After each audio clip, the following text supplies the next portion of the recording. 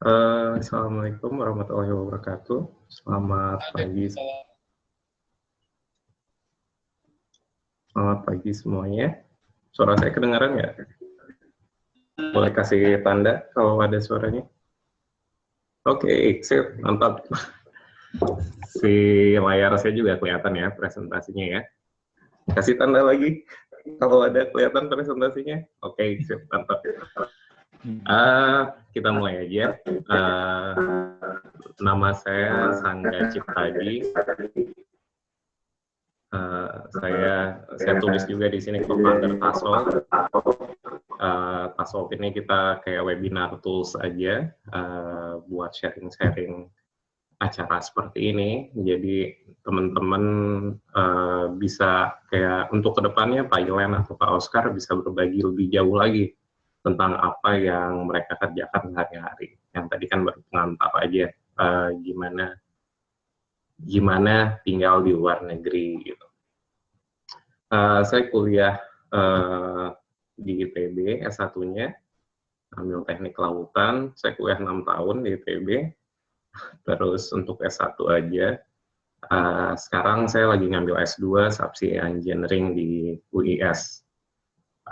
Baru mulai, tapi semenjak lulus S1 saya bergelut terus di bidang Subsea Engineering. Subsea Engineer itu apa? Klien kita rata-rata oil and gas, jadi mungkin teman-teman di sini kan banyaknya dari geofisika ya, orang subsurface untuk eksplorasi. Nanti tahapan berikutnya itu lebih ke konstruksi fasilitasnya, dan ya kita yang bergerak di bidang yang di dasarnya ini apa aja. Selain itu kita juga bikin di renewable, offshore wind turbine, dan kita juga untuk di sisi startups kita mulai bikin robot-robot seperti ini untuk operasi maintenance di dasar laut. Sebentar ya. Share screen lagi, share screen computer sound. Oke. Untuk lebih jauhnya tentang subsea, kita nonton video ini aja.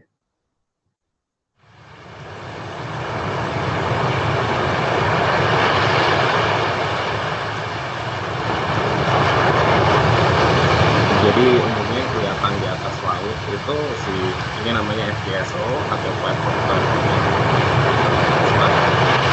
Dan di dasar laut sebetulnya lebih kompleks dari itu.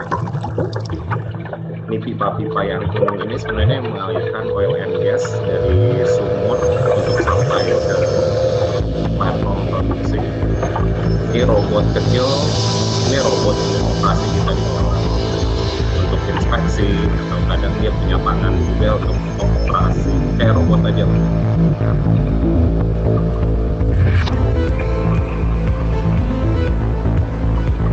Nah, sumur-sumur di dasar laut itu keluarnya lewat sini. Ini kita bilang namanya subsea tree.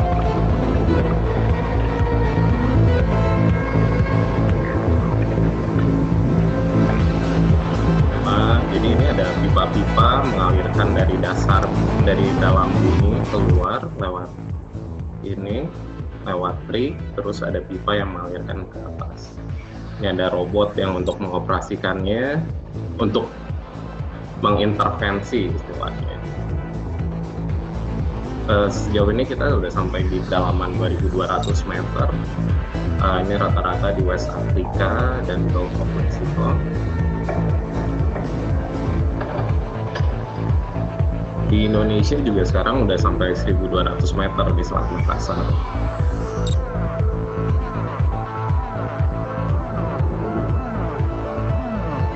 Ini alat-alat yang ada di dasar laut untuk operasi produksi minyak.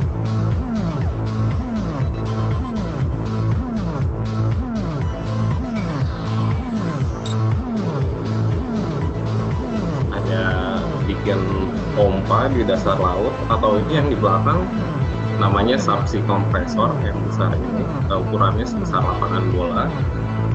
Di Norway sendiri udah dipasang 2 buah subsea kompresor di lokasi Åsgard dan Gullfaks. Kedepannya masih konsep, tapi rencananya kita bikin semua produksi di dasar laut. Jadi nggak perlu lagi platformnya, tapi masih konsep di Norwegia sendiri yang mau diaplikasikan.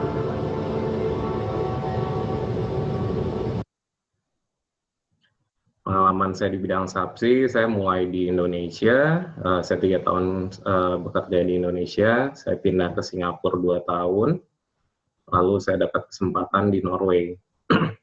Tahun 2014 saya sempat di-assign dari Norway ke Paris. Saya ngantor di Paris untuk satu proyek yang lokasinya di West Africa. Jadi ngantornya di Paris ketika saya operasi ke West Africa di Kongo. Dan ikut ke laut juga, atau mungkin kayak ini kita ngegulung pipa. Kita ngegulung pipa untuk dipasang, ntar dinaikin ke kapal, terus kita pasang di laut. Seperti ini. Ini lagi masang pipa di dalam lautnya. Kedalamannya ini 500 meter. Jenis platformnya namanya Compliant Tower. Gimana caranya saya bisa kerja overseas? Saya dari dulu senang untuk pergi melaut, ada keinginan untuk jadi pelaut. Kebanyakan baca One Piece, Luffy keliling dunia dengan kapalnya.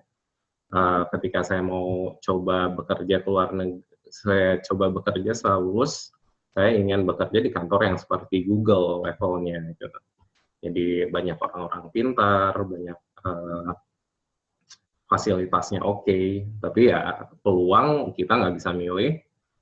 Saya bekerja di perusahaan yang relatif kecil di Indonesia, ya saya jalanin aja. Sampai akhirnya tahun 2012 saya bisa kerja di perusahaan impian saya, Subsea 7. Dan untuk mencapainya butuh kesabaran dan tentunya daya juang. Hanya menapak satu langkah demi langkah sampai akhirnya bisa di posisi saya sekarang. Tentunya ketika kita bekerja di kultur yang berbeda-beda ini, ada yang namanya culture clash. Contohnya ini di Olimpik tahun lalu 2016, pemain voli dari Egypt pakai jilbab lengkap, sementara dari Jerman cuma pakai standar bikini main voli pantai. Gitu.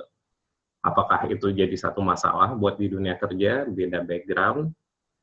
Enggak juga. Gitu. Selama kita punya kerja satu tim, tujuannya sama, misalnya di kasus saya, tujuannya adalah bikin subsea fasilitas dengan bagus, dengan cost yang murah, dengan waktu yang efisien, semua background itu, semua perbedaan kita eliminir untuk tujuan yang sama. Ini kebetulan foto anak saya ikut parade 17-annya Norway. Kita di sini jadi minoritas.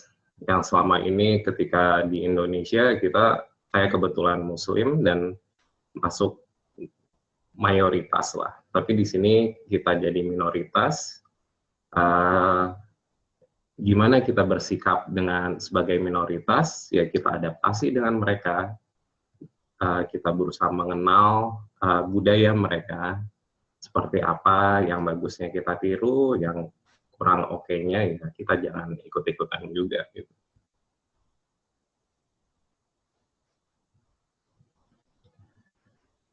Tentunya ketika kita mau keluar negeri, kita bertanya-tanya orang asing gimana sih pandangannya terhadap orang Indonesia. Nggak tahu juga kan gitu, kadang kita merasa kurang pede atau malu-malu gitu. Tapi pandangan saya dan yang saya jaga selama ini, seperti yang saya tulis di Quora ini, terserah orang dari negara manapun punya pendapat tentang orang Indonesia, mau positif atau negatif.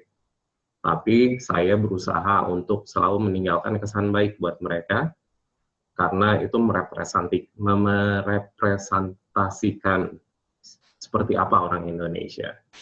Dan alhamdulillah sampai sekarang mereka impress dengan apa yang orang Indonesia bisa lakukan.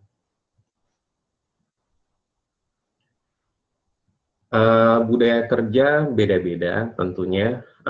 Saya pernah untuk di Southeast Asia, saya udah keliling-keliling di Malaysia, Singapura, Thailand, Vietnam, sampai ke Cina juga.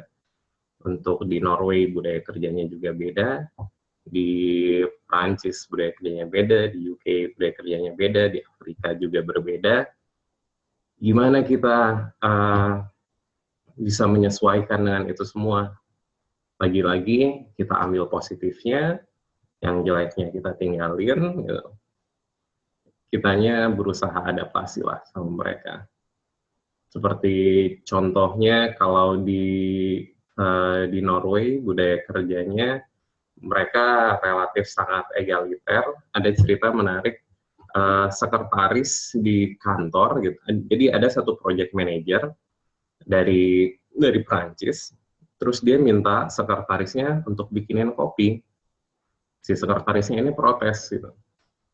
Saya kerja di sini sebagai sekretaris, bukan sebagai budak kamu. Gitu. Jadi seperti itulah hierarki di bekerja di Norway. Semua rata, semua job desk-nya jelas. Si sekretaris nggak bisa, atau admin gitu, nggak bisa seenaknya dimintain bikin kopi.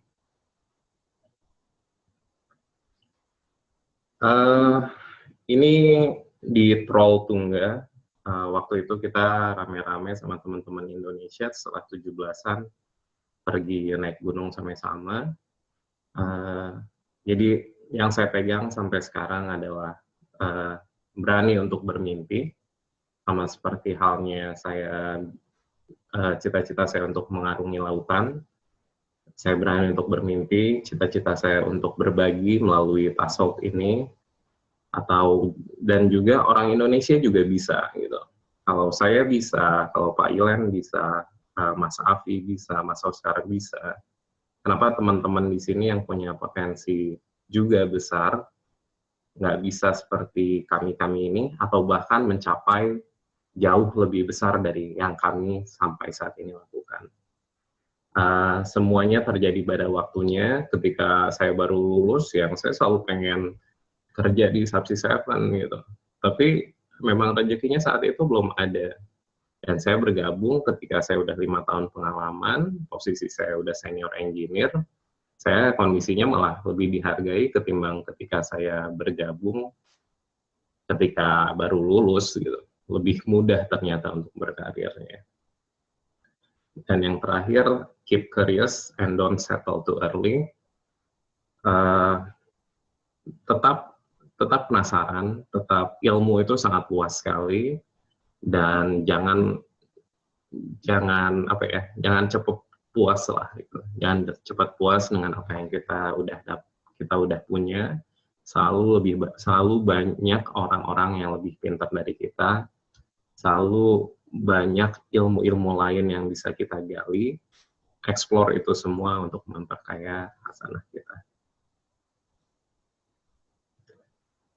Tentunya saya dengan posisi di Norway sekarang, saya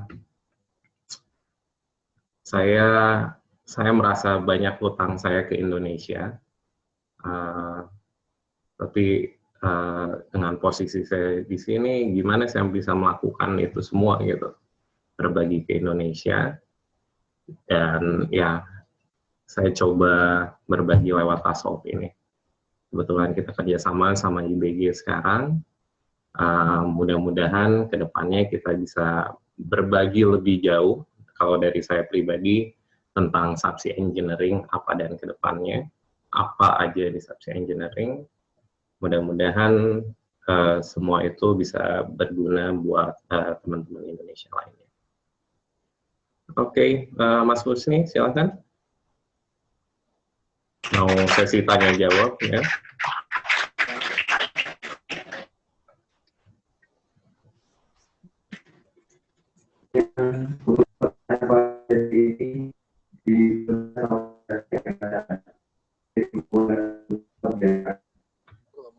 Oh iya.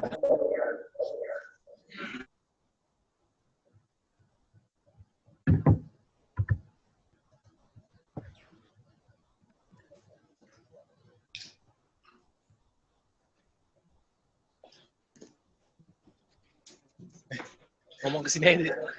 Ya. Baik, terima kasih Pak Mas Angga. Ya. Sebelumnya, Assalamualaikum warahmatullahi wabarakatuh. Waalaikumsalam warahmatullahi wabarakatuh. Pak, pada dasarnya, kita sebagai manusia bercita-cita untuk bermanfaat bagi seluruh umat. Betul. Atau kata lainnya menjadi mata air. Ya. Pertanyaan saya, Pak, mata air itu, Pak, lebih baik sumbernya dari Indonesia atau suatu saat mengalir ke Indonesia?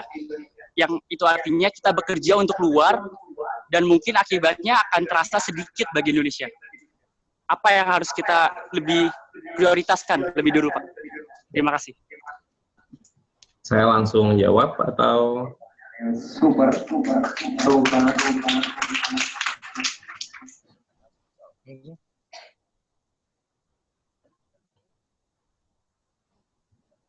Oke, bentar ya.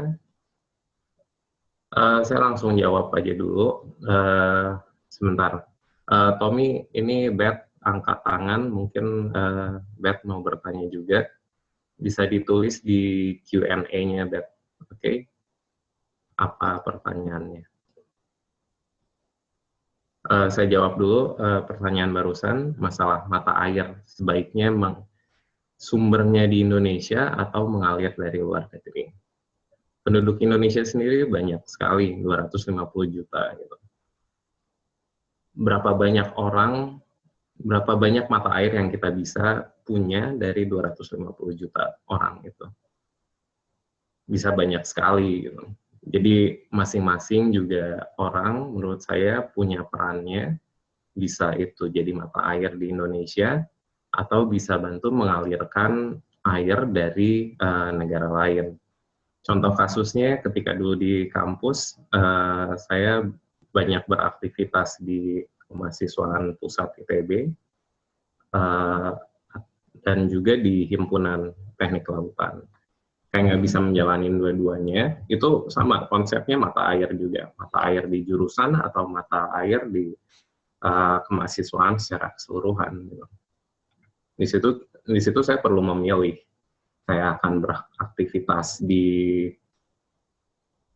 jurusan atau saya beraktivitas di kemahasiswaan secara umum. Jadi kalau menurut saya simpulkan, selama Anda jadi mata air, dimanapun posisinya, baik itu mata air dari Indonesia atau dari luar negeri, nggak masalah. Tapi ya tetap alirkan air itu. Ya, terima kasih.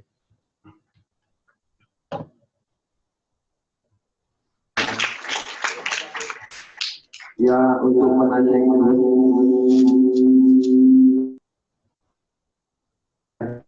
pada orang lagi.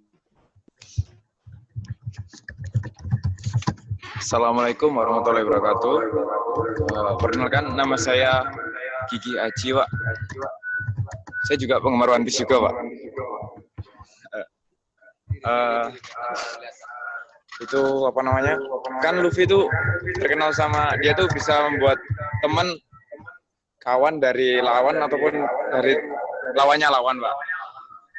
Pertanyaan saya, gimana sih Pak cara menjalin networking yang benar?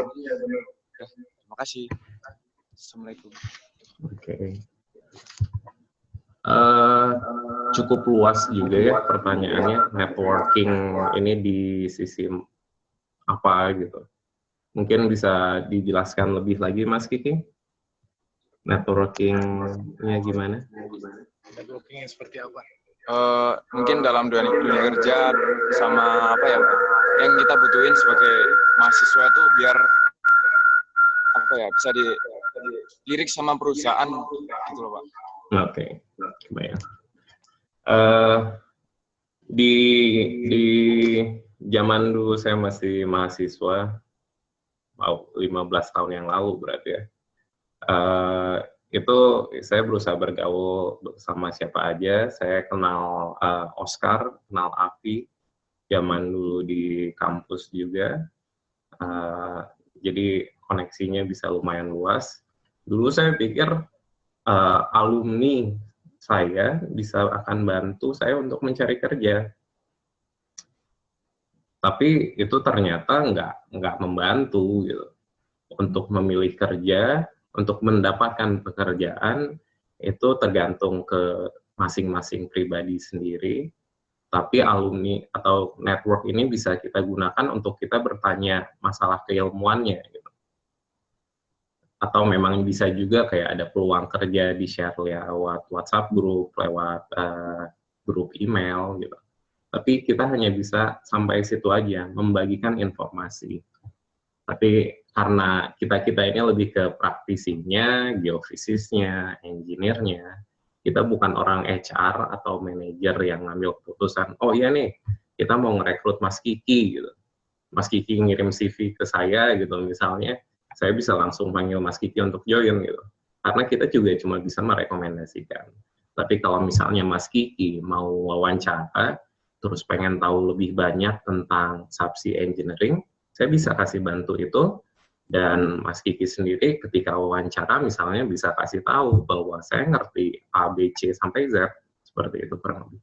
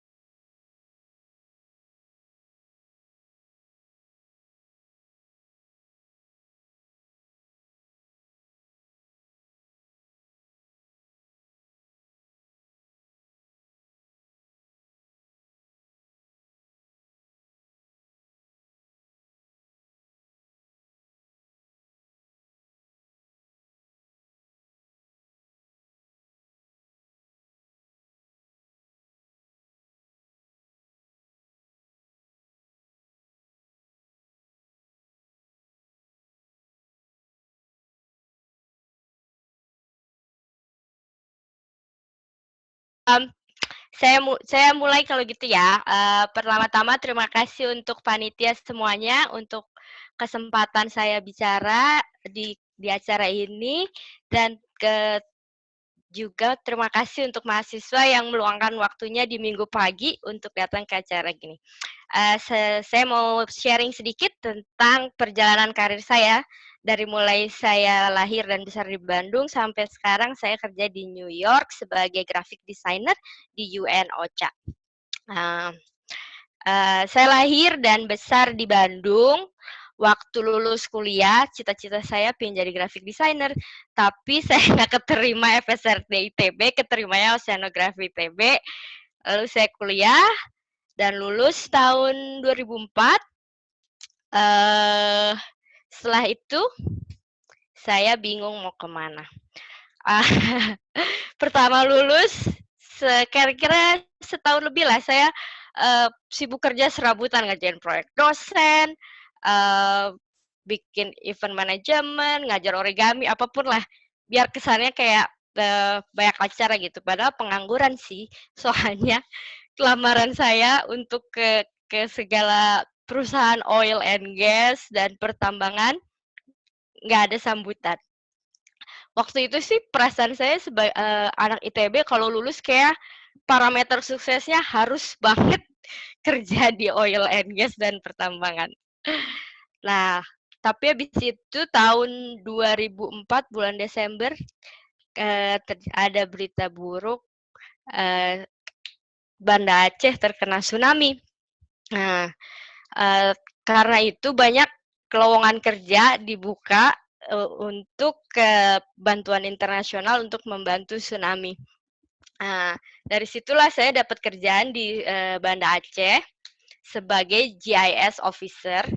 Karena saya waktu skripsi, saya belajar GIS juga.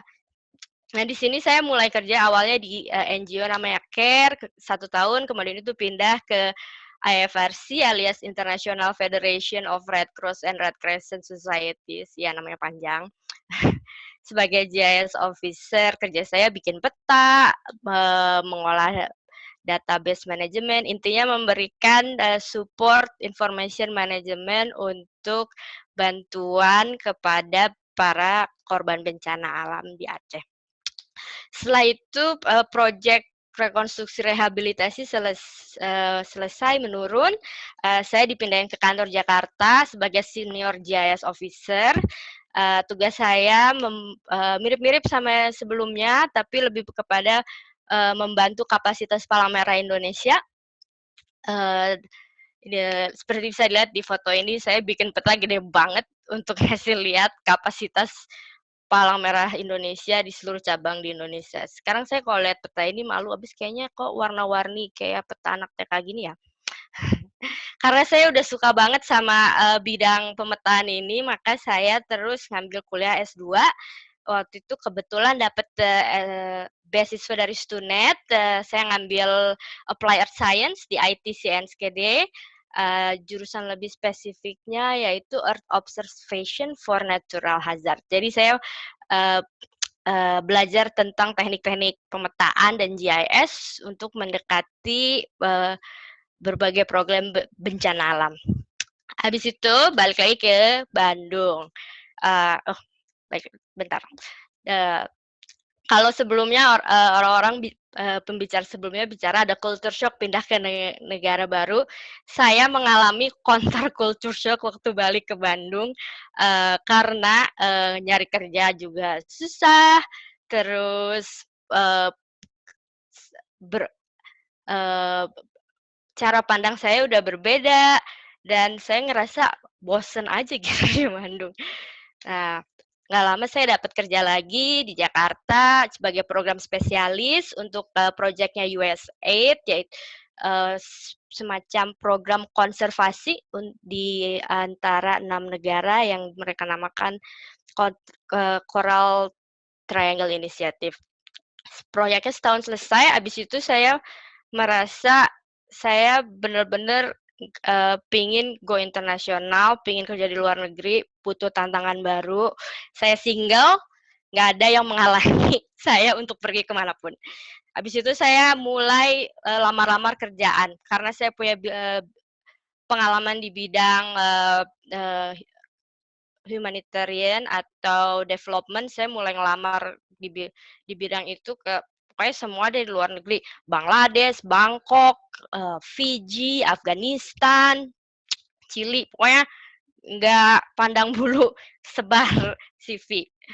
Alhamdulillah di bulan Oktober 2011 saya keterima di United Nations Headquarter di New York sebagai Associate Expert on Humanitarian Mapping untuk organisasinya UN-OCHA sebagai bagian dari tim komunikasi. Sedikit gambaran tentang UN-OCHA. OCHA itu adalah lembaga koordinasi UN yang mengkoordinasikan bantuan kemanusiaan internasional untuk membantu korban bencana alam dan krisis seperti gempa bumi, banjir, krisis pengungsi. Pokoknya semua berita buruk yang ada di koran itu biasanya di situ kita buka kantor. Ini salah satu contoh produk saya, namanya Humanitarian Snapshot. Intinya dia semacam infografik, menggabungkan peta, visual, dan naratif untuk menggambarkan keadaan krisis di suatu negara. Karena kita bekerja di bidang bencana alam dan krisis, kadang-kadang diterjunkan juga ke lapangan. Saya pernah diterjunkan ke Myanmar, khususnya di Rakhine, untuk membantu pengungsi di camp di Sittwe. Waktu itu selain mereka ada masalah krisis pengungsi, juga mereka terancam ada siklon Mahasen. Jadi kita persiapan mitigasi sebelum terjadi bencana. Setelah itu 3 tahun saya di sana, saya dapat kerjaan baru, masih di OCHA, tapi saya berkecimpung di Open Data Management, yaitu sebagai bagian dari Humanitarian Data Exchange, di mana di sini saya mengorganisasi data-data kemanusiaan. Jadi siapapun yang ingin mencari data kemanusiaan bisa ke portal HDX. Contohnya kalau mau nyari batas negara atau jumlah populasi yang kena bencana, berapa besar dana yang udah dikucurkan untuk negara yang kena bencana, itu ada semua di sini. setahun di sini, kemudian saya bergabung dengan UNSERV atau Central Emergency Response Fund. Central Emergency Response Fund ini adalah semacam bank tabungannya UN untuk menampung dana-dana dari donor agar bisa dikucurkan untuk bencana secara cepat. Jadi kalau ada bencana gempa bumi kan begitu terkena bencananya ada korbannya, tapi butuh biaya untuk kita membantu mereka daripada harus birokrasi appeal ke Finland, Norway, UK. Kita udah punya tabungan, setiap tahun kita ngumpulin uang dan uang itu bisa diperbantukan buat korban bencana alam dan krisis. Di sini saya sebagai graphic designer karena sebelumnya saya kerja di tim komunikasi sehingga saya belajar visual dan infografik sehingga saya sekarang di-serve jadi graphic designer untuk bikin infografik, bikin peta, corporate publication, dan membantu visual digital juga. Jadi begitulah, saya udah 5 tahun di New York.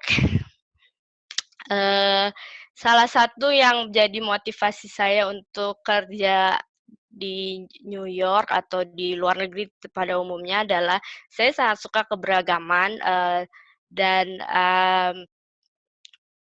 menurut saya setiap orang itu punya latar belakang yang berbeda dan cerita yang unik dan saya senang sekali belajar dari orang yang berbeda dari orang-orang yang saya temui biasanya. Nah, setelah lama belajar dari di UN sendiri 72% UN staff di UN Sekretariat itu berasal dari member state, sedangkan sisanya yang 164 member state itu cuma sebagai staff UN 28%, termasuk diantaranya Indonesia. Jadi staf Indonesia di UN Sekretariat belum banyak. Setelah sekitar 5 tahun atau lebih kerja di New York, menurut saya berkembang dengan mempunyai karakter mandiri, karena kalau pertama pindah ke negara baru atau kalau diterjunkan ke lapangan, teman kita belum banyak, sehingga apa-apa kita harus sendiri, termasuk nyuci sendiri, masak sendiri, sehingga kita terbiasa mengerjakan semua sendiri sebelum kita membentuk lokal support system di tempat kita tinggal. Kemudian saya juga menjadi terbuka karena setiap hari kita bertemu dengan orang yang berbeda-beda, bekerja dengan orang yang latar belakang kebudayaan dan kebiasaannya berbeda, sehingga harus selalu bijaksana menghadapi perbedaan itu. Hal lain adalah saya selalu merasa harus belajar, karena belajar nggak hanya berhenti di bangku sekolah, tapi juga setiap saat itu selalu ada hal baru yang bisa dipelajari, dari baca buku, ikut kursus, atau ngobrol dengan ahli-ahlinya. Pokoknya karena saya juga selalu merasa dunia ini selalu berkembang dan saya nggak mau ketinggalan. Dan karakter yang mau terus belajar inilah yang membuat saya selalu percaya diri untuk bisa menjadi ahli di bidang tertentu, terus berkarya di bidang tersebut, dan menggunakan keahlian saya ini untuk berguna untuk orang banyak dan orang lain. Jadi tips-tips nih kalau kalian merasa, oh ya saya pengen kerja di luar negeri, saya siap masak sendiri, nyuci sendiri, siap nggak ketemu tukang bakso. Tips-tips dari saya adalah harus melek digital. Jadi sekarang udah bukan zamannya kita keliling dari kantor ke kantor bawa map kuning isi ketikan CV. Sekarang peluang bekerja itu bisa kita raih lewat internet. Kemudian kita juga harus penguasaan bahasa Inggris harus wajib banget, dan bahasa asing karena itu modal kita untuk berkomunikasi. Ketiga, S2 atau pendidikan pasca sarjana, ini buat beberapa orang optional sih, bahkan ada orang yang selalu berargumen, Steve Jobs juga nggak lulus, tapi kan kamu bukan Steve Jobs. Buat saya sih S2 sangat penting karena misalnya di UN nih ada beberapa posisi yang mengharuskan stafnya punya pendidikan pasca sarjana. 4, mental belajar secara mandiri. Kalau sekarang sebagai mahasiswa kita ada guru, ada silabus yang harus dibaca, udah gitu ujian, habis itu lulus, pinter. Setelah nggak kuliah lagi, nggak ada yang memandu kita untuk belajar. Sedangkan teknologi tetap berkembang, dunia kerja selalu berkembang, kita harus selalu keep up sama tren-tren dan ilmu-ilmu baru. Jadi kita harus meluangkan diri untuk belajar dan selalu mencari kesempatan untuk belajar. Terakhir, pokoknya pantang menyerah, tetap kirim lamaran ke banyak perusahaan. Ya, terima kasih.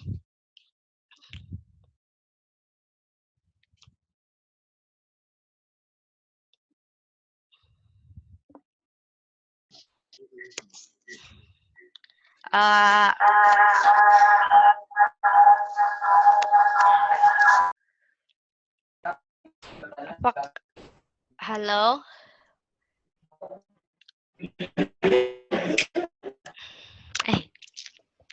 Ada pertanyaan?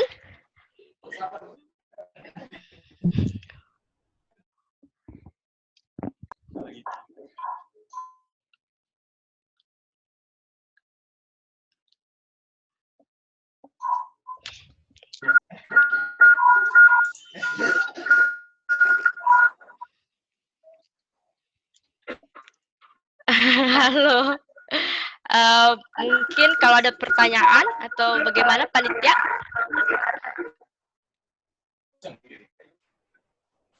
Ada pertanyaan nih dari yang online, Dit. Mungkin bisa tadi kayaknya Beth. Halo? Nggak ada. Nggak ada ya, tadi dia respon. Hari kalau nanya ketika jadi Q&A. Itu Ya, ada. silakan. Iya. Perkenalkan, nama saya Ina dari UGM. Halo Ina. Pertama saya ingin menanyakan, kalau misalnya ingin bekerja di UN pada bagian bencana dan sosial, itu dilihat dari background-nya. Saya cari dari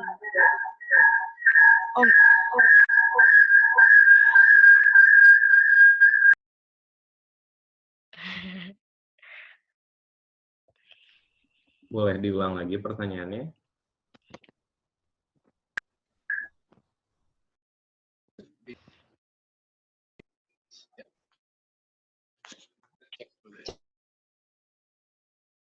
cek. Halo?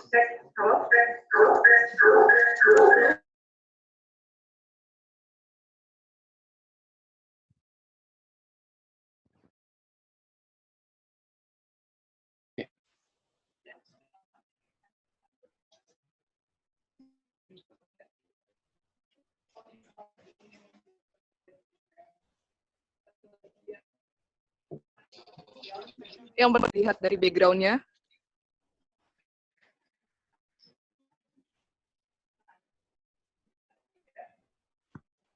Lalu, karena yang pengetahuan saya berdasarkan data-data dari UN Jobs itu juga dilihat dari jurusannya. Atau adakah tips-tips untuk mencari informasi untuk bekerja di UN bagian bencana atau sosial? Dengan seperti yang kita ketahui, background yang di sini rata-rata sebagai engineer. Apakah kita juga bisa bekerja pada bagian bencana atau pada bagian sosial di UN? Terima kasih. Hai Ina, saya coba jawab ya pertanyaannya. Rata-rata sih di UN Sekretariat itu paling banyak yang bekerja dengan latar belakang international affairs, hubungan internasional, information technology, dan komunikasi. Tapi ini nggak menutup kemungkinan buat yang latar belakang engineer. Saya aja latar belakangnya oceanografi. Untuk bekerja di UN. Banyak juga lowongan di UN untuk di lapangan. Seperti contohnya UNICEF. UNICEF itu selain dia terkenal dengan programnya untuk anak-anak dan pendidikan, mereka juga banyak program untuk water and sanitation, dan mereka banyak meng-hire engineer untuk mencari sumber air ya, kalau nggak salah sih. Tapi teman saya dari geofisika kerja di UNICEF untuk itu, jadi ada kok kesempatannya. Pertanyaan lainnya, kalau misal dari geofisika tapi ingin cross ke bagian sosial atau bencana, itu bagaimana biasanya? Sebagian sosial sendiri banyak luas ya, ada manajemen, ada misalnya komunikasi, tergantung dari program setiap UN atau UN agency. Kalau misalnya mereka nggak akan hire buat bikin subsidi platform gitu, misalnya nggak akan. Tapi selain bisa yang saya contohkan tadi yang UNICEF, mungkin bisa memulai karir sebagai intern atau sebagai volunteer di program-program UN. Itu karena untuk kerja di UN mereka sangat lihat dari pengalaman kerja kita. Kalau kita udah mendekatkan diri dengan program-program UN, ikut berpartisipasi, bisa jadi titik awal kita untuk kerja di UN. Oke, terima kasih. Sama-sama.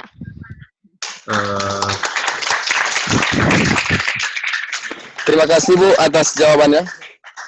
Bentar, Dita, ini ada pertanyaan online. Oke. Kayaknya kurang lebih pertanyaannya sama yang tadi ya. Butuh high qualification dan tips experience apa aja. Tadi Dita bahas juga dengan mulai dari volunteering, kegiatan-kegiatan UN. Ada kualifikasi tambahan yang mungkin dibutuhkan? Atau kualifikasi sih tergantung dari posisi di UN ya. Sebagai contohnya, saya sebagai staff program, saya harus punya S2 dan punya pengalaman di bidang yang saya apply minimal 5 tahun. Jadi kita bisa masuk dari sebagai intern atau temporary position atau sebagai national staff di kantor UN di negara Indonesia atau negara lainnya. Kita bisa mulai karir dari sana, tapi kalau untuk posisi tertentu memang membutuhkan seperti S2 atau pengalaman kerja yang berhubungan. Nanti saya tulis juga deh buat yang nanya online. untuk batch 0 nanti diketik aja sama Dita ya jawabannya ya. Ya. Oke. Terus oke. Balik lagi ke teman-teman di UP kalau ada pertanyaan lebih lanjut. Udah. Ya, ada lagi yang mau bertanya? Itu ada tuh.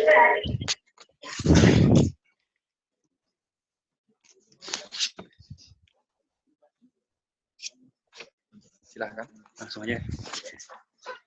Nggak usah diri ya. Assalamualaikum Teh Dita. Waalaikumsalam. Saya Faisal dari Universitas Pertamina. Kan Teteh seorang perempuan. Terus Teteh inginnya bebas pergi ke sana kemari. Saya mau nanya bagaimana sih support orang tua dan tanggapan mereka atas perjalanan karir Teteh selama ini. Makasih. Assalamualaikum. Waalaikumsalam. Hai Faisal. Alhamdulillah sejauh ini orang tua saya sangat mendukung karir saya karena orang tua saya juga suka jalan-jalan. Jadi, oh yaudah ke New York aja biar kita nanti bisa berkunjung.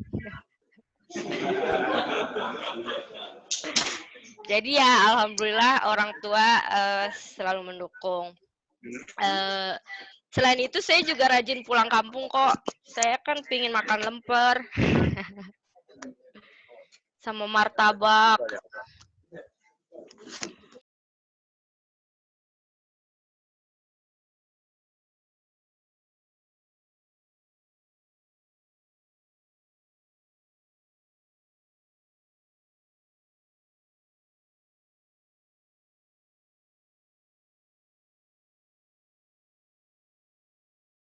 Oke, ya, makasih banyak Mas Angga dan teman-teman yang lain dari TASOT dan UPI. Hai semuanya, selamat siang ya, siang di sana. Saya Rios, alhamdulillah setahun ini saya udah di Jepang, melanjutkan studi saya ke jenjang doktoral. Dan, saya grogi nih sebenarnya. Dan saya salah satu warga negara Indonesia yang ada di Jepang dari 40.000 orang yang sekarang di sini. Kebanyakan yang ada di Jepang sebenarnya dari negara China, Brazil, Vietnam, dan Thailand. Meskipun sebagai minoritas di Jepang, oke, next. Minoritas di Jepang, ya, itu sebenarnya saya bikin per satu-satu ya animasi, tapi nggak apa-apa. Dia dari atas, alhamdulillah di Jepang sudah banyak fasilitas untuk sholat ya, untuk Muslim, dan juga restoran-restoran halal. Kemudian, kemudian kita juga tahu bahwa Jepang itu sudah negara yang sangat bersih dan rapi, dan itu surprisingly kita jarang melihat adanya sampah atau tong sampah di pinggir jalan karena semua sistem persampahan sudah diatur dari rumah. Nah, kemudian yang terakhir ini adalah, bukan terakhir, di ujung bawah itu ada gambar dompet saya. Ini kejadian yang menarik akhir tahun kemarin. Saya kehilangan dompet yang saya juga lupa waktu itu di mana jatuhnya. Dan 2 hari kemudian itu ada postcard dari perusahaan kereta swasta di Kyoto. Mereka bilang bahwa mereka menemukan dompet saya di salah satu gerbong mereka dan mohon diambil. Dan ini juga berlaku untuk beberapa barang ya, misalnya HP itu banyak sekali teman-teman Indonesia yang kehilangan HP, kehilangan dompet, dan mereka biasanya percaya diri gitu bahwa nanti juga bakal balik lagi gitu, soalnya ini Jepang seperti itu. Tapi mudah-mudahan kejadian ini tidak akan terulang lagi dimanapun berada ya, karena kesempatan tidak pernah selalu sama. Kemudian berikutnya ini sebenarnya adalah foto bunga. Di belakang itu ada suasana flea market. Ini sangat buat saya surprise karena ternyata banyak sekali event-event flea market di Jepang, khususnya di Kyoto. Jadi prinsip mereka yang saya pelajari itu kalau mereka membeli barang, mereka harus mengeluarkan barang juga. Dalam arti ya tetap harus seimbang ya di dalam rumah gitu, jangan terlalu banyak barang. Kalaupun mereka tidak membuka flea market, mereka akan memberikannya secara percuma ke kantor-kantor kecamatan setempat gitu. Dan ini sangat buat saya, wow gitu. Oke, mungkin saya harus belajar sedikit mengerem belanja dan juga untuk belajar melihat banyaknya barang saya di apartemen. memanage barang saya di apartemen. Kemudian di sini yang terhalang oleh penari sebenarnya adalah foto fasilitas lab saya yang lumayan buat saya bisa yang membuat saya senang berada di Jepang sampai saat ini adalah kondisi fasilitas dan alat-alat instrumen lab yang lengkap beserta dengan pendukungnya. Dan juga sensei sensei saya selalu support dan encourage saya untuk bisa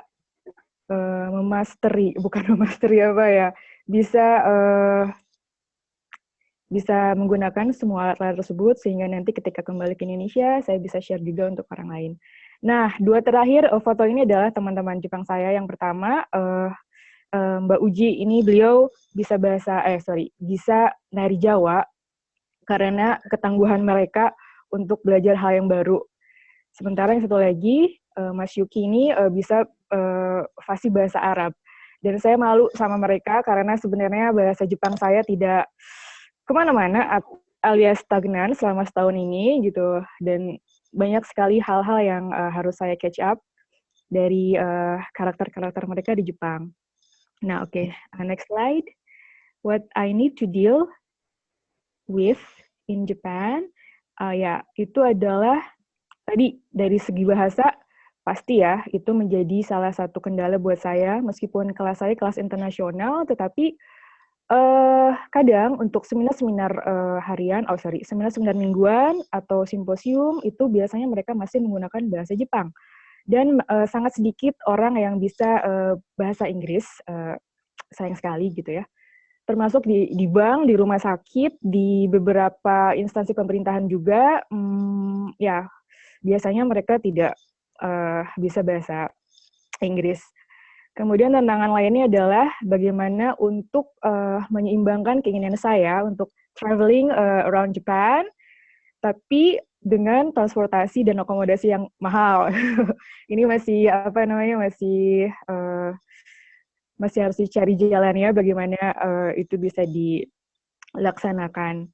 Kemudian menjadi ekspatriat jauh dari rumah juga itu sedih ya ketika kita mendapat bencana seperti gempa ini. Foto saya dapatkan dari teman saya di Kumamoto kemarin tahun lalu. Alhamdulillah Kyoto belum pernah gempa yang kuat, yang kencang, tapi kemarin ada kejadian misalnya jatuh dari sepeda, harus ke rumah sakit, itu ada perasaan bahwa ya sedikit melangsa, bahwa memang kita jauh dari rumah, tidak ada yang bisa take care of ourselves. Jadi ya, di situ salah satu tantangan yang harus kita overcome. Berikutnya, saya akan sharing mengenai ya apa yang membawa saya ke Jepang. Saya sedikit flashback dulu. Saya dulu lulus dari meteorologi ITB, kemudian melanjutkan ke geothermal ITB, dan saya jatuh hati untuk menjadi salah satu energi entusias di bidang geothermal. Maka saya ingin melanjutkan studi saya di bidang geothermal ini ke Jepang. Dan kenapa Jepang?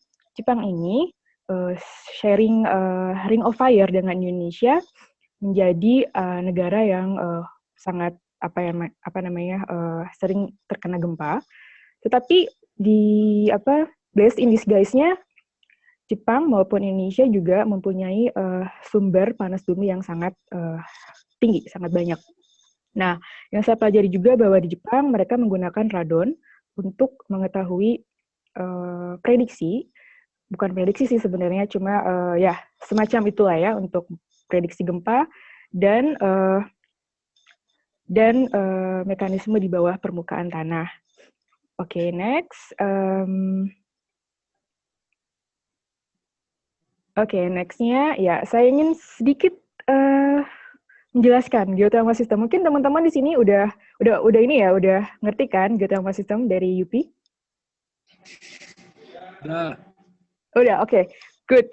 Yang penting di sini yang ingin saya share adalah dengan adanya dengan riskinya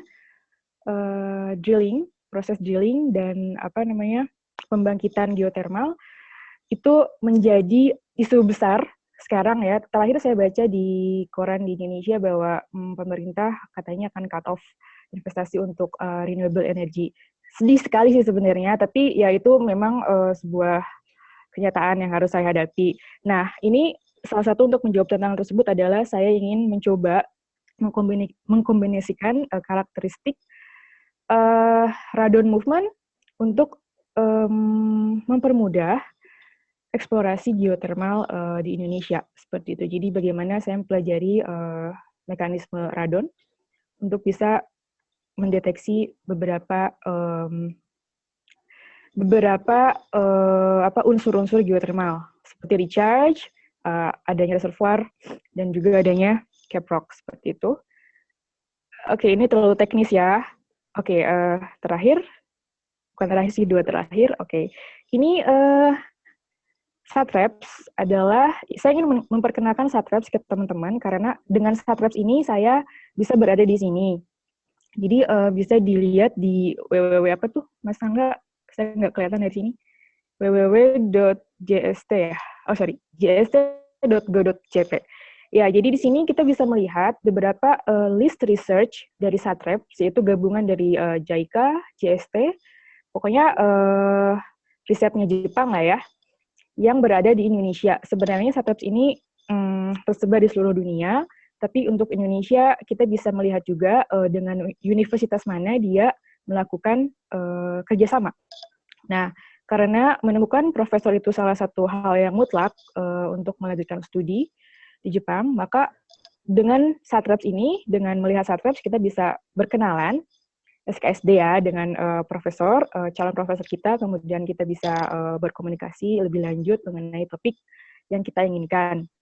Dalam kasus saya, profesor saya yang mencarikan beasiswa untuk saya, yaitu beasiswa MAX, atau Japanese Government Scholarship.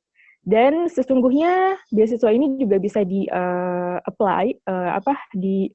kita bisa apply beasiswa ini dari kita sendiri baru apply university. Banyak jalan sih sebenarnya untuk kuliah lanjut di Jepang gitu. Tapi saya ingin sharing ini aja SATREPS karena mungkin belum banyak yang tahu ya. Dan yang terakhir, ya ini ada salam dari teman-teman saya di Jepang untuk semuanya di Indonesia. Yang saya rasakan selama di Jepang ini, yang mendrive untuk kita tetap belajar ataupun tetap berada di dimanapun kita berada adalah kita punya visi. Kita punya visi apa setelah kuliah saya mau ngapain, kemudian juga tetap open minded, dan kita juga kayaknya perlu tetap punya backup plan apabila waktu itu saya sempat apply LPDP, tapi karena Max ini prosesnya sangat cepat, jadi mungkin bisa jadi ini yang terbaik buat saya. Jadi selalu persiapkan backup plan dan enjoy your choice. Dan sebenarnya yang saya rasakan juga sekarang bekerja di luar negeri ataupun belajar di luar negeri itu tidak lagi menjadi komoditas mimpi, itu sudah ada di depan mata semua ya, tinggal Google, tinggal cari tahu. Nah, bagaimana kita aja untuk bagaimana kita mempersiapkan diri untuk bertemu dengan kesempatan tersebut. Gitu. Jadi teman-teman, semoga berhasil dengan apa yang dicita-citakan, mau bekerja ataupun belajar di luar negeri ke depannya. Sekian dari saya. Sorry ya kecepatan ya. Dan sudah Q&A mungkin ya. Terima kasih teman-teman semuanya.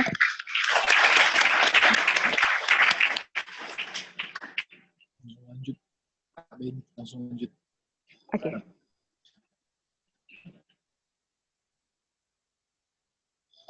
Yang baik kita tidak membuka lapangan pertanyaan. Kita akan lanjut pada Indonesia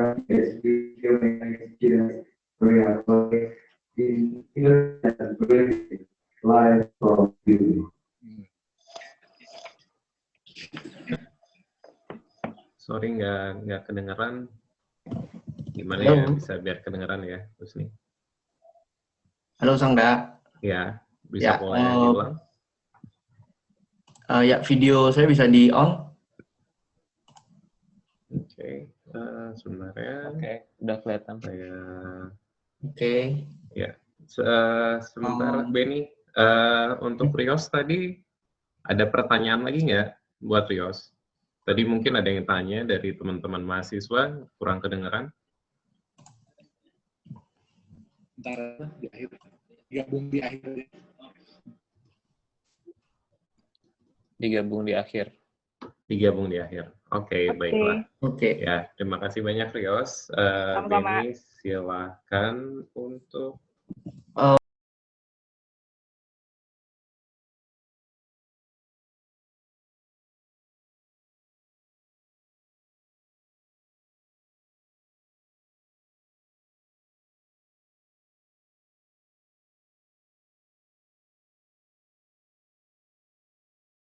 Oke, selamat subuh di Norway, selamat malam di New York, selamat siang di Jakarta.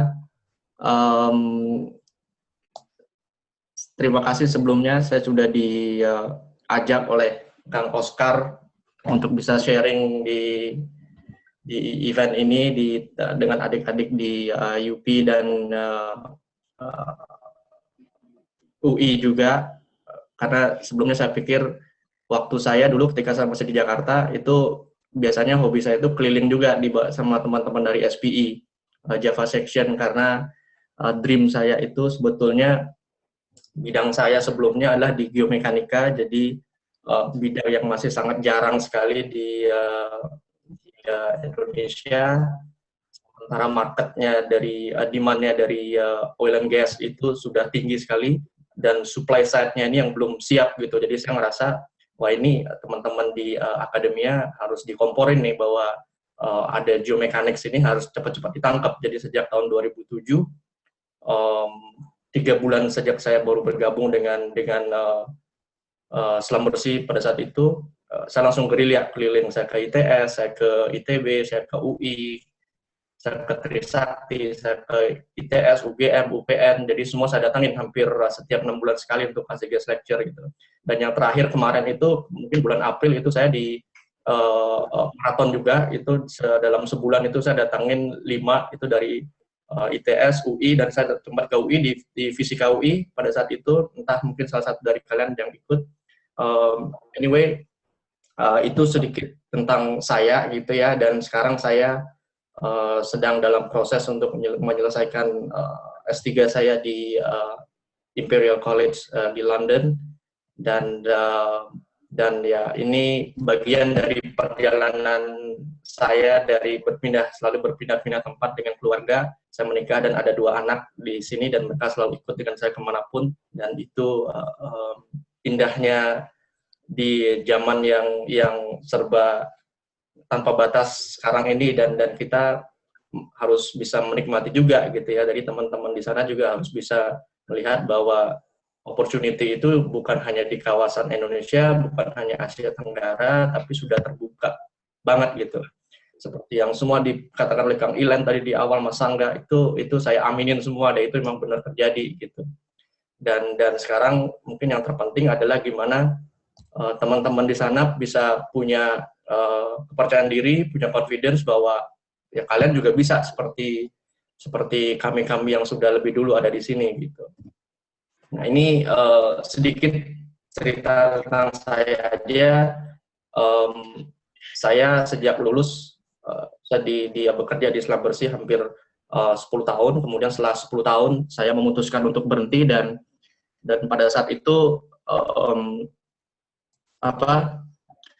saya sebetulnya nggak kaget gitu, tapi yang jauh lebih kaget itu sebetulnya orang-orang di sekitar saya. Loh, kok kamu sudah 10 tahun gitu ya, karir sudah progres gitu, tiba-tiba kok berhenti, ini mau niru Peter Schmeichel atau apa nih, setelah menang treble winner langsung berhenti gitu ya, atau kemarin si Rosberg gitu setelah juara dunia langsung berhenti gitu. Sebenarnya ini impian saya, meskipun setelah bekerja di Selam Bersih itu sebetulnya di situ saya tuh terbuka banget pikiran gitu ya, bekerja dengan begitu banyak orang gitu ya, dengan culture yang sangat mix, dari beragam, tidak hanya budaya gitu ya, tapi juga cara berpikir, kemudian gaya bekerja, itu benar-benar membuka pikiran bahwa dunia ini bukan dominasi sebuah bangsa tertentu gitu, bahwa siapapun itu bisa untuk bisa berpartisipasi gitu. Dan keputusan saya itu sebetulnya tidak berat, karena memang dalam life map yang saya punya itu saya memang ingin suatu saat itu saya harus kembali ke sekolah gitu loh. Dan saya harus selesaikan impian saya untuk bisa menyelesaikan S3 ini, dan untungnya itu datang di saat tahun ke-10 gitu ya, ketika saya sudah berkarir di oil and gas gitu. Seandainya pun itu datang di tahun kedua pun mungkin saya juga udah selesai bahkan gitu sekarang ya. Jadi itu memang sudah direncanakan dari jauh-jauh hari sebelumnya, karena menurut saya yang ada satu quote yang paling saya ingat itu dari seorang arsitek dari US, Buckminster Fuller. Dia itu bilang bahwa cara yang paling gampang untuk memprediksi masa depan Anda itu adalah dengan mendesain masa depan Anda sendiri gitu. Jadi sekarang itu teman-teman sekarang masih di usia 20-an gitu ya, harus sudah, kalau saya pada saat di usia kalian itu saya sudah punya dream gitu loh. Umur sekian saya harus ada di mana, saya akan mengerjakan apa gitu, dan itu yang saya kejar, dan baru saya peroleh itu sekarang gitu. Dan itu ya, jadi nggak zaman sekarang ketika kompetisi ini luar biasa dari mana-mana gitu ya, nggak hanya dari teman yang kalian yang duduk di kiri kanan depan belakang sekarang, tapi kompetisi itu udah dari segala penjuru gitu. Dan kalau kita cuma ngandelin kita lihat nanti deh gitu, yang opportunity apa yang ada, itu udah, saya pikir udah bukan cara berpikir yang bisa diadopsi di era yang serba cepat ini gitu ya. Dan lalu pertanyaannya sekarang untuk menjadi ekspatriat gitu ya, kemudian dengan keluarga terlebih ya, kalau kalian mungkin single itu akan cenderung jauh lebih mudah dibandingkan ketika sudah berkeluarga. Karena ketika berkeluarga, anak sudah mulai sekolah, ada concern tertentu yang saya nggak bisa egois lagi gitu. Harus pertimbangkan hal-hal yang juga nantinya akan mempengaruhi keluarga saya gitu kan. Kemudian saya ada pulse check gitu ya, apa sih yang harus saya persiapkan gitu. Dan akhirnya saya pernah ditunjukkan statistik seperti ini. Sekarang itu ada hampir 7 miliar orang di dunia ini. Dan 5 miliar itu usianya 15 tahun atau lebih tua dari 15 tahun. Dan hampir setengah dari 5 miliar itu perlu kerja sekarang. Sekitar 3 miliar itu mereka butuh kerja. Dan setengah dari itu, pekerjaan itu hanya cukup untuk bisa menampung setengah dari 3 billions yang ada sekarang gitu. Artinya apa? Ada shortfall hampir 1,8 miliar pekerjaan. Jadi satu pekerjaan itu kita ibaratnya itu berkompetisi dengan sekian banyak orang gitu. Dan ini luar biasa banget gitu, dan ini kompetisi yang sangat terbuka, dan kita harus lihat ini fakta statistik yang saya adopsi dari source yang cukup kredibel gitu ya, dan ini adalah fakta yang kita nggak bisa tutup mata dengan fakta seperti ini gitu. Nah, terus kalau kita bertanya, kita sebagai orang Indonesia, kita bisa berbuat apa? Selama ini kita selalu merasa bahwa kita ini bukan first class passenger gitu ya. Setelah kita selalu di economy class gitu kan, duduknya paling belakang gitu. Bahkan ekonomi di antara yang paling ekonomi gitu, duduknya dekat toilet bahkan gitu kan. Enggak untuk mau di pesawat mau ke toilet yang lebih depan pun kayaknya harus mikir dulu, kita pantas nggak ya nanti ke sana udah kebelet banget gitu. Jadi ada good news-nya gitu loh. Good news-nya itu adalah dunia itu buta warna. Dunia itu buta warna. Mereka sejak saya berkarir di Islam Bersih sampai dengan sekarang, mereka itu ketika semua culture itu sudah menyatu, mereka itu kecenderungannya untuk bisa ada dominasi, kemudian ada hal-hal yang dulu sering banget terjadi itu sudah mulai hilang gitu. Jadi mereka nggak, dunia pekerjaan, dunia profesional nggak akan pernah tanya kalian itu dari suku apa, agamanya apa, orang tuanya siapa gitu ya. Kemudian dari negara mana, warna kulitnya apa, model rambutnya gimana, gondrong atau pendek, mereka nggak akan pernah tanya. Gitu. Yang akan mereka tanya itu adalah kalian bisa bicara berapa bahasa, punya kemampuan apa secara teknikal, kemudian problem solving skill kalian seperti apa, communication skill kalian seperti apa, dan ketika kita harus bekerja bersama, bisa atau tidak kita itu beradaptasi. Gitu. Nah, ini bonus yang harus kita lihat kalau kita menjawab statistik yang 1,8 billion tadi. Jadi ini bonus yang mesti kita lihat. Ada sisi yang kita juga bisa jadi pemain di sini, bukan hanya jadi penonton gitu. Dan itu yang jadi motivasi saya bahwa kita pun bisa ambil bagian di bidang-bidang atau di bagian-bagian yang selama ini nggak pernah kita bayangkan akan bisa diambil oleh orang Indonesia gitu. Tadi Mas Afi Dianto udah perlihatkan dari sisi peneliti pun kita juga sudah banyak gitu, Mas Yogi Erlangga kan sudah mendunia, dan banyak lagi peneliti-peneliti lain yang Mas Pasodul di Jepang mungkin dia sudah mendunia sekali dengan temuan digitalnya, dan itu contoh gitu, contoh bahwa dunia ini colorblind. Mereka nggak akan pernah tanya apapun yang selama ini jadi kekhawatiran kita. Nah, kemudian ketika kita sudah sadar bahwa itu bonus kita, terus dan kalau kalian mau jadi ekspatriat, ketika saya dulu juga pertama kali jadi ekspatriat, pertanyaannya itu currency yang harus saya persiapkan di kantong saya ini apa gitu, apa modal yang harus saya persiapkan, dan itu bukan Chinese yuan, bukan US dollar, bukan pound sterling, bukan euro, bukan dolar Singapura, bukan ringgit Malaysia, bukan Indonesian rupiah gitu. Tapi mata uang yang paling penting itu adalah ini.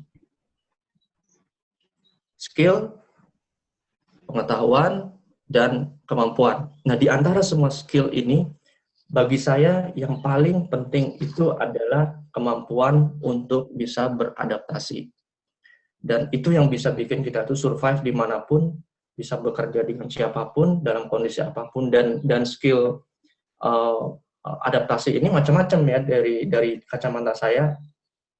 Apakah itu secara budaya kerja, budaya hidup, kemudian adaptasi dari sisi finansial, karena akan sulit sekali ya untuk kita hidup sebagai orang pendatang di negeri orang gitu ya, kalau kita nggak punya finansial yang cantik untuk bisa mempersiapkan kalau ada sesuatu seperti kata beberapa yang tadi, itu akan fatal gitu, karena kita nggak ada siapa, support system kita nggak sebaik ketika kita ada di negara kita sendiri, jadi kita harus bisa mandiri seperti kata Dita tadi gitu. Dan yang paling penting juga adalah ini ada saya sarankan kalian ada video dari McJ, ada di YouTube. McJ itu bilang bahwa saat-saat terpenting hidup manusia itu by statistics itu the most defining moments itu take place by age of 35. Biasanya kalian sudah mulai bekerja umur 25 gitu ya. Jadi 10 tahun masa pekerjaan itu usia 35 itu biasanya udah lagi matang gitu. Karir sudah mulai dapet gitu ya, dari sisi finansial udah mulai lebih dari cukup gitu kan. Dan sudah mulai bisa berkeluarga. Dan pada saat itu biasanya adalah analogi saya itu kalau kita umur 20 itu biasanya kita tuh ngegas terus dalam hidup kan. Belum punya pedal rem gitu loh. Jadi maunya ambisi banget gitu kan, nggak ada pedal rem di bawahnya tuh nggak ada pedal rem, ngegas terus. Tapi begitu masuk usia 30, pedal rem itu muncul, kita mulai belajar ngerem, ngegasnya udah mulai berkurang karena udah ada keluarga, kemudian orang tua nanya, kamu gimana nih rencana mau nikah dan segala macam gitu, kamu besok mau beli rumah di mana dan segala macam, anak mau sekolah di mana, itu udah mulai belajar ngerem umur 30. Nah, umur 40 Nah, di usia Kang Ilen sekarang itu biasanya itu udah mulai ahli tuh, antara ngatur kapan harus ngegas, kapan harus ngerem, gitu kan udah mulai pinter nih kan. Nah, ketika nanti umur 50, itu pedal gasnya udah hilang, udah ngerem terus sekarang nanti itu. Nah, jadi maksud saya ketika kalian masih ada di umur 20, itu saat-saat yang paling krusial untuk bisa membawa kalian nanti akan kemana, dan jangan pernah menginjak pedal rem ketika masih umur 20, harus ngegas terus, dan itu harus dimanfaatkan terus. Nah, cara yang ngegas yang paling gampang itu ya invest di education, salah satunya.